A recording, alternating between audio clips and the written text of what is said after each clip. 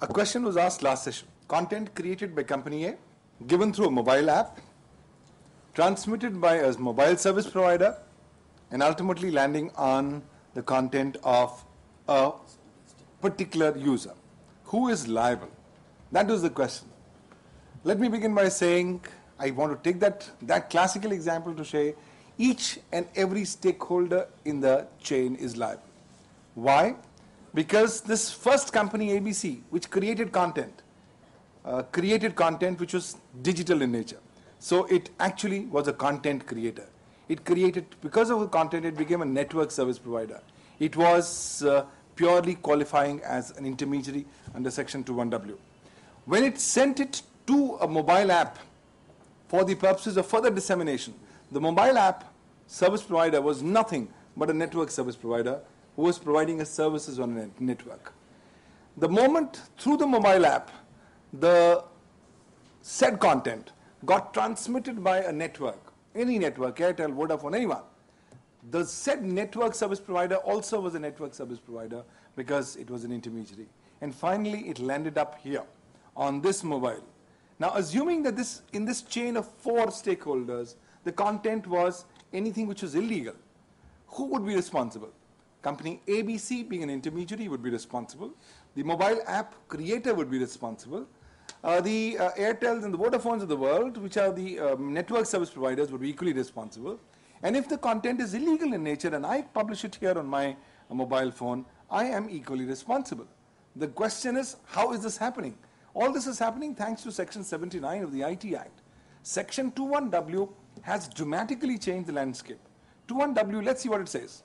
21W says intermediary with respect to any particular electronic record means any person who, on behalf of another person, receives, stores, or transmits that record, or provides any service with respect to that record, and specifically includes telecom service providers, network service providers, internet service providers, web hosting companies, web online auction portals, online payment sites, online marketplaces, cyber cafes.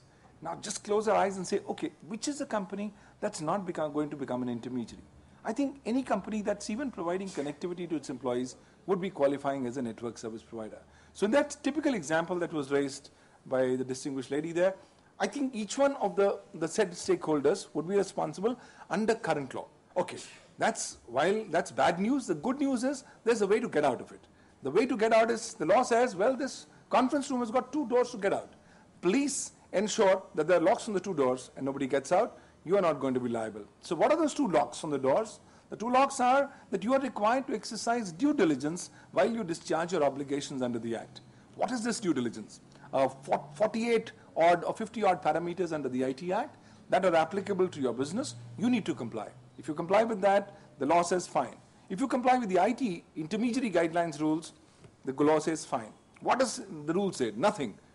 Just inform your users, your network shall not be used for purposes of publishing, transmitting, storing, hosting, whatever, a variety of content which is illegal. You have those in your terms and conditions, in your user agreements, in your privacy policies. You have them in accordance with the IT Act. If despite the same, somebody still goes ahead and violates, no problem. You are away from liability. The law is not going to touch you. It will be the responsibility of the concerned person who has violated the law. That's in a nutshell what it is. But then, our practical experiences is showing that in India, out of 10 companies, 9 of them are not even aware of what kind of due diligence they need to do and how they need to be protecting themselves. And that's where the problem is. This chalta hai attitude that I talked in the morning may not necessarily hold us in good stead. The next time there's a knock on our door, I don't think there will be enough time to get the relevant documentation in place which will go ahead and show documented due diligence. Therefore, you could even typically be a company who's providing connectivity via mobile phones to its employees. You are also a network service provider.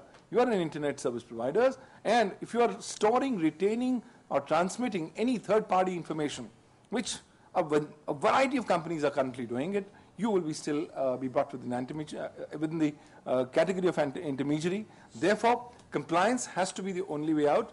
The current litigations that's going on are very interesting.